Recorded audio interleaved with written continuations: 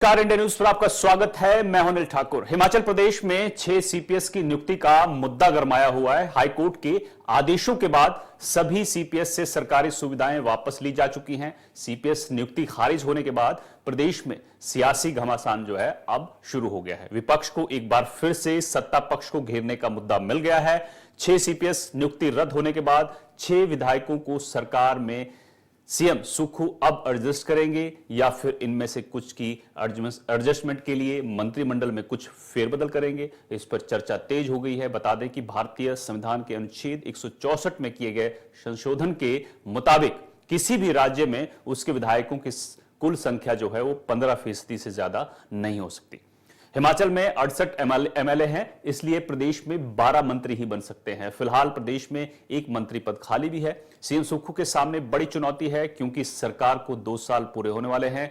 उन्हें मंत्री पद भी भरना है, साथ ही हिमाचल कांग्रेस संगठन में भी लोगों को जगह देनी है। ऐसे में कांग्रेस को फूंक फूंक कर कदम रखना पड़ेगा ताकि कांग्रेस विधायकों में नाराजगी न बढ़े। अब सबकी नजरें कांग्रेस और भाजपा के अगले कदम पर है। कांग्रेस साफ कर चुकी है कि हाईकोर्ट के फैसले को सुप्रीम कोर्ट में इस मामले पर चुनौती दी जाएगी। वहीं भाजपा सीपीएस की विधायकी को चुनौती देने के लिए कानूनी पहलुओं पर दांवपेंच तलाश रही है। सूत्रों के मुताबिक भाजपा राज्यपाल से सीपीएस बनाए गए 6 विधायकों की सदस्यता खत्म करने की मांग करेगी। ऐसे में हिमाचल में फिर से सियासी पारा हाई होने की पूरी उम्मीद है। अगर कांग्रेस के 6 विधायकों की सदस्यता मान लीजिए रद्द हो जाती है तो ठीक वही स्थिति हो जाएगी जो राज्यसभा चुनाव के बाद हिमाचल में हुई थी। अब विपक्ष आगे क्या करने वाला है और सीएम सुक्खू और प्रतिभा सिंह की क्या रणनीति होगी, यह हिमाचल की राजनीति के लिए बड़ा अहम होगा। चर्चा करेंगे, लेकिन पहले सुन लेते हैं जयराम ठाकुर ने इस पूरे मुद्दे पर क्या कहा है और कांग्रेस ने क्या पलटवार किया है। देखिए, हम पहले दिन से इस बात को लेकर के कह रहे थे कि हिमाचल प्रदेश में जो सीपीएस की नियुक्ति कांग्रेस की सरकार ने की है वो असंवैधानिक है, यानी कि गैर कानूनी तरीके से की है। क्योंकि सुप्रीम कोर्ट की ऑलरेडी पहले भी जजमेंट आ चुकी है कि आप सीपीएस की नियुक्ति नहीं कर सकते, लेकिन फिर भी उसके बावजूद कैबिनेट के दर्जे के साथ वहां पर 6 सीपीएस पिछले 2 वर्ष से दंदना रहे थे कैबिनेट की सुविधाओं के साथ। और हाईकोर्ट में यह मामला चला। भारतीय जनता पार्टी की ओर से हमने सारे मामले को लेकर के हाईकोर्ट में अपनी बात रखी और उसके साथ साथ में बहुत सारे लोगों ने जनहित के इस मामले को उठाते हुए हाईकोर्ट में जब बात कही तो अल्टीमेटली लंबे अरसे के बाद आज जजमेंट आई है, क्योंकि जजमेंट रिजर्व थी। और जो जजमेंट आई तो उसमें एक बात बड़ी स्पष्ट हो गई कि भाई उनको सीपीएस को तुरंत प्रभाव से उनकी सुविधाएं वापस लेने के लिए कह दिया गया। और ये भी कहा कि ये नियुक्तियां जो है गैर कानूनी है, असंवैधानिक हैं। और तीसरी बात, जो क्लॉज 50 में उसका जो प्रोविजन जिसमें जजमेंट का जो अगर उस पर हम जाएं तो उसमें यह भी कहा कि बाकी सारी कॉन्सिक्वेंसेस जो कानून के दायरे के हिसाब से जो बनते हैं उसको भुगतने के लिए भी ये लोग तैयार रहें। उसका अभिप्राय ये है कि इन 6 विधायकों की सदस्यता विधानसभा की भी जा सकती है। इसका मतलब ये भी है कि इन 6 विधानसभा के सदस्यों की सदस्यता समाप्त होने के साथ साथ में इनसे रिकवरी की प्रक्रिया भी की जा सकती है। जो सुविधाएं पिछले 2 वर्षों से सीपीएस के तहत ये ले रहे थे और कैबिनेट के दर्जे के साथ जो है पूरे हिमाचल प्रदेश में दंडरा रहे थे। और चिंता सबसे बड़ी बात यह है कि ये सीपीएस हिमाचल प्रदेश में पूरे कैबिनेट के मंत्री की दर्जे के साथ जो है फंक्शन कर रहे थे और गोपनीयता की शर्त ना होने के बावजूद भी फाइलें देख रहे थे, फाइलों पर रिकॉर्ड कर रहे थे। और कई जगह ऐसी स्थिति बनी हुई थी जहां मंत्रियों की सुनी नहीं जाती थी, लेकिन महकमे को सीपीएस ही चला रहे थे। हिमाचल प्रदेश हाई कोर्ट द्वारा मुख्य संसदीय सचिवों के विषय में लिए गए निर्णय के उपरांत भारतीय जनता पार्टी बहुत ज़्यादा उत्साहित है और भाजपा के नेता जो 6 विधायक हैं जो सीपीएस के पदों के ऊपर नियुक्त थे, उनके विधानसभा क्षेत्रों में चुनाव होने की बात कर रही है, उनको पदों से हटाने की बात कर रही है। मैं कांग्रेस पार्टी की तरफ से इतने कहना चाहता हूं कि भारतीय जनता पार्टी लगातार हिमाचल प्रदेश के अंदर मुंगेरी लाल के हसीन सपने जो है वो देखने में लगी है। बहुत कुछ भारतीय जनता पार्टी अपने षड्यंत्रों के माध्यम से पहले इस सरकार को अस्थिर करने के लिए कर चुकी है। कांग्रेस पार्टी कानून और जो उच्च न्यायालय का फैसला है उसका सम्मान करती है, लेकिन ये पूरी तरह से निश्चित है कि कांग्रेस पार्टी की सरकार स्थिर है और भारतीय जनता पार्टी के मंसूबे किसी भी तरह से हिमाचल प्रदेश के अंदर जो हैं वो पूरे नहीं होंगे। जो सीपीएस हिमाचल प्रदेश में नियुक्त किए गए थे एक कानून के तहत किए गए थे और कल माननीय उच्च न्यायालय ने उस कानून को रद्द किया है और उस कानून को रद्द होने के बाद स्वतः वो जो नियुक्तियां हैं या वो पद हैं वो ख़त्म हो गए हैं और कल तक जो सीपीएस थे सरकार के अंदर वो एक कानून के तहत थे। इस मुद्दे पर चर्चा करेंगे। हमारे साथ कुशल जेटी कांग्रेस की तरफ से, संजय कुमार जो हैं बीजेपी की तरफ, संजय शर्मा बीजेपी की तरफ से और संजय कुमार वकील सुप्रीम कोर्ट के जुड़े हुए हैं। आप सभी का स्वागत है इंडिया न्यूज पर। संजय शर्मा जी, संजय कुमार जी और कुशल जेटी जी। संजय कुमार जी, आपको आवाज मिल रही है हमारी? संजय जी, आप सुन पा रहे हैं? संजय कुमार जी,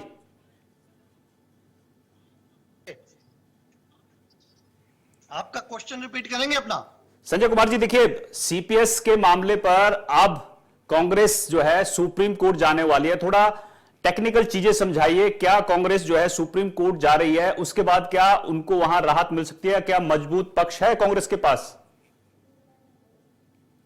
देखिए, जब कोई भी इस तरह का कोई हाईकोर्ट ऑर्डर पास करता है तो उस ऑर्डर के अगेंस्ट जो है वो जो इसमें प्रताड़ित अपने को फील करता है, जो विक्टिम जो फील कर रहे हैं कांग्रेस पार्टी वाले, उनको ये अधिकार है कि वो सुप्रीम कोर्ट जा सकते हैं।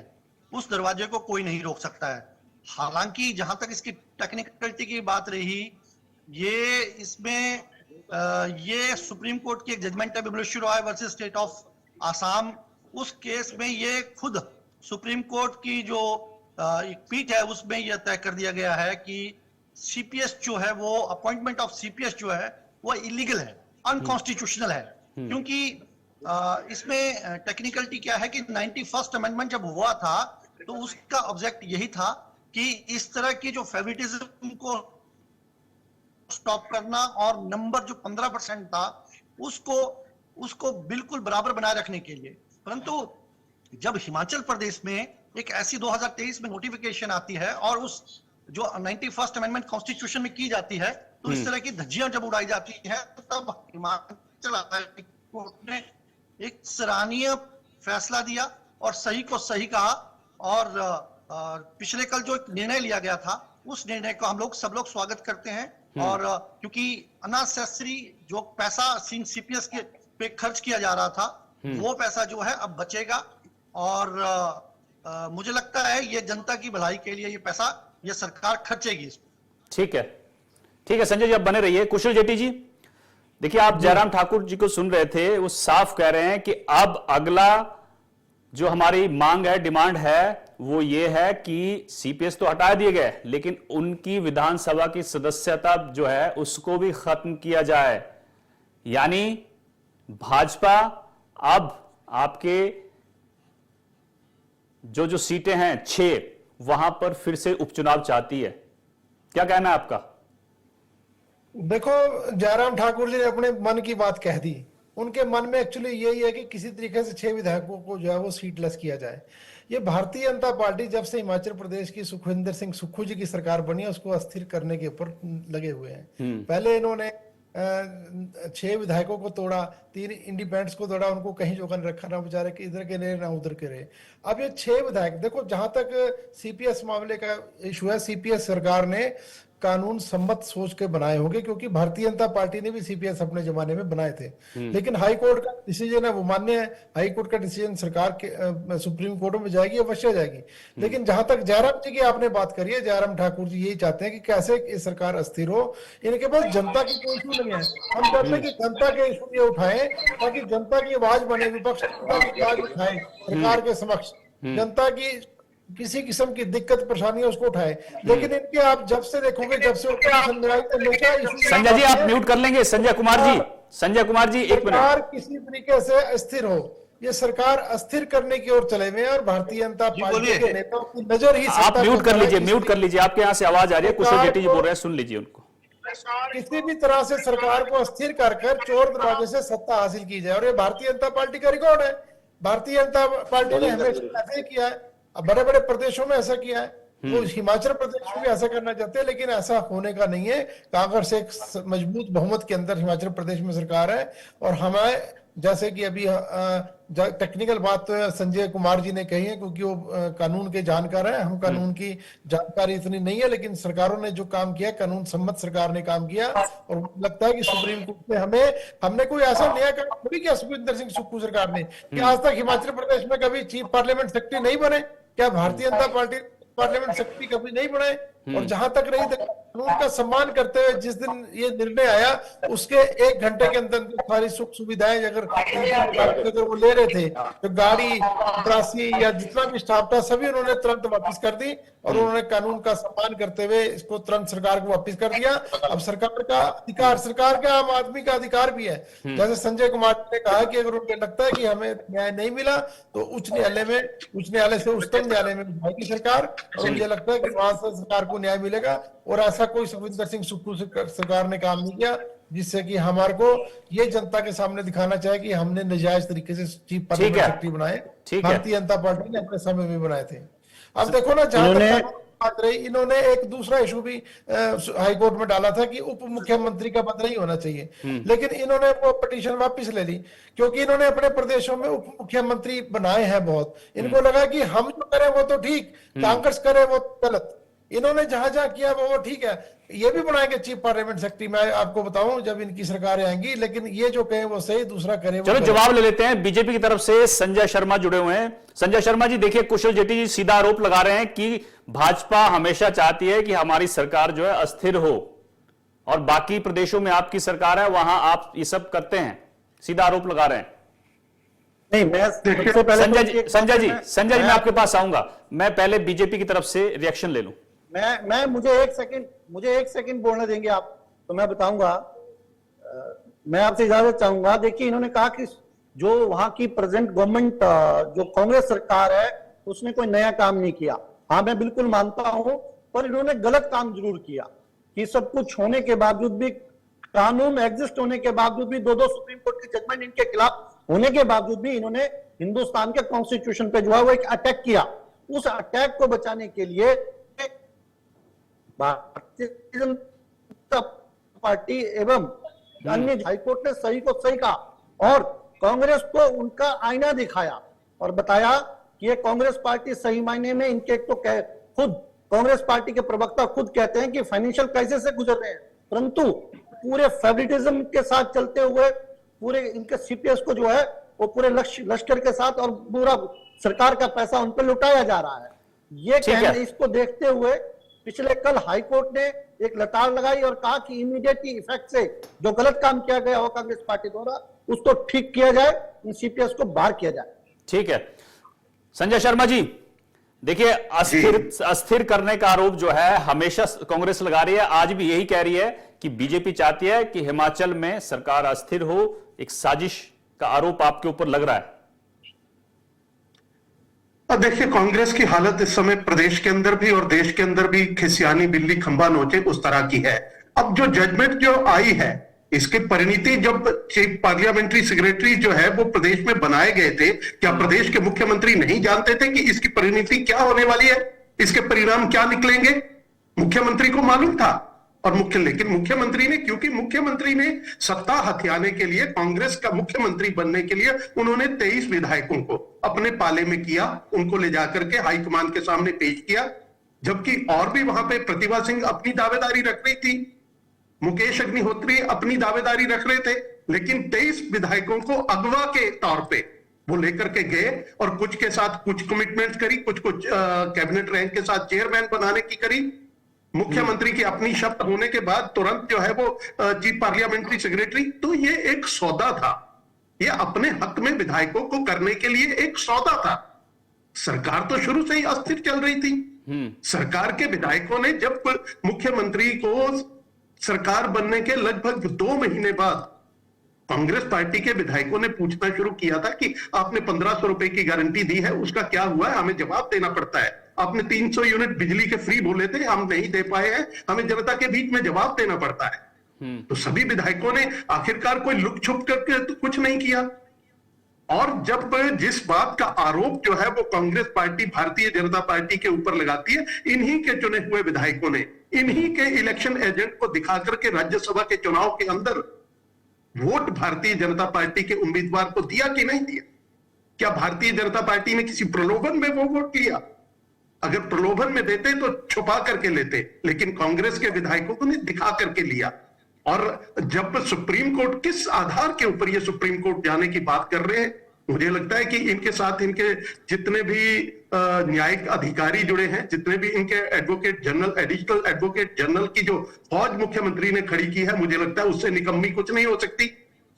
अदालत के अंदर झूठे एफिडेविट्स सरकार ने दिलाए कि इनको कोई काम नहीं दिया गया है, इनको सुविधाएं नहीं दी गई हैं। 2006-7 के अंदर ही जब Virbhadra Singh parliamentary chief parliamentary और पार्लियामेंट्री सेक्रेटरीज बनाने का ये एक्ट लेकर के आए थे, उसी समय कानूनविदों ने उस समय भी कहा था कि विधानसभा को इस बात का अधिकार नहीं है। और कांग्रेस के प्रवक्ता कहते हैं कि चीफ पार्लियामेंट्री सेक्रेटरी हाँ बनाए थे भारतीय जनता पार्टी ने, जब तक कानून प्रावधान देता था, लेकिन जब सुप्रीम कोर्ट और देश के संविधान के अनुसार जब आया कि 15% से अधिक जो है वो संख्या नहीं होगी मंत्रिमंडल में और उससे अधिक लाभ लेने वाले लोग उसमें नहीं हो सकते, तो उसको सारे देश ने माना। ठीक है संजय जी, सारी चीजें भी ये जो है भारतीय जनता पार्टी के ऊपर सरकार को अस्थिर करने के लिए, बल्कि भारतीय जनता पार्टी केवल कांग्रेस के विधायकों को अपने साथ खड़ा करती है और उनको सम्मान देती है। ठीक है संजय कुमार जी, आपसे मैं एक और चीज जानना चाहता हूं। देखिए संजय कुमार जी, मैं एक बात और संजय कुमार जी मेरा सवाल सुन लीजिए। संजय जी मेरा सवाल सुन लीजिए। मैं ये भी जानना चाहता हूं आपसे कि जिस क्लॉज का हवाला बीजेपी दे रही है, जयराम ठाकुर कह रहे हैं कि अब इनकी सदस्यता, विधानसभा की सदस्यता भी रद्द हो सकती है और बीजेपी मांग भी कर रही है कि होनी चाहिए। क्या लगता है आपको कि इनकी विधानसभा की सदस्यता पर खतरा मंडरा रहा है क्या? मैं एक ऑर्डर का एक पन्ना आपका पढ़ के सुनाना चाहता हूं। इसमें एक पैराग्राफ नंबर 50 है, जिसमें ऑनरेबल हाई कोर्ट ने लिखा हुआ है कि according to protection granted to such appointment to the office of the CPS or parliamentary secretary as per section 3 of clause D of the Himachal Pradesh Legislative Assembly Member Removal and Disqualification Act 1971 is also declared illegal, unconstitutional, and thus the claim of such protection under the above referred section 3D is in consequential nature, consequences and legal implication whereof shall follow forthwith accordance with the law. It means कि whatever Mr. Jairam has stated that is true, perfect. ये जो dwell disqualification है, इसकी मैंने एक जनहित याचिका के टाइम में मैंने आर्गुमेंट भी किया था कि इस तरह के इन लोगों को बिल्कुल हटाना चाहिए, डिस्क्वालीफाई करना चाहिए, बिकॉज सीपीएस की जब अपॉइंटमेंट की नोटिफिकेशन इन द्वारा एक्सेप्ट की गई थी तो उसके कॉन्सिक्वेंसेस इनको पता होने चाहिए और ये बिल्कुल सही है। मुझे लगता है जल्दी से जल्दी अब अगली जो कार्रवाई ये होनी चाहिए कि इनको डिस्क्वालीफाई किया जा सकता है इसके आधार पर। जहां तक रही मैं अब मैं इसमें एक और ऐड करना चाहता हूं आंसर। ये कह रहे हैं कि हम सुप्रीम कोर्ट जाएंगे, सुप्रीम कोर्ट जाने का इनके पास अधिकार है, परंतु मुझे पूरी उम्मीद है क्योंकि विमलेश्वर रॉय और मणिपुर वाली जो जजमेंट है वो बिल्कुल क्लियर है। भारतीय जनता पार्टी की जब सीपीएस बनाए थे तब विमलेश्वर रॉय की जजमेंट नहीं थी, उसके बाद ना तो मणिपुर की जजमेंट थी, उसके बाद अन्य कानून ऐसे थे जो सुप्रीम कोर्ट ने तब तक तय नहीं किए थे।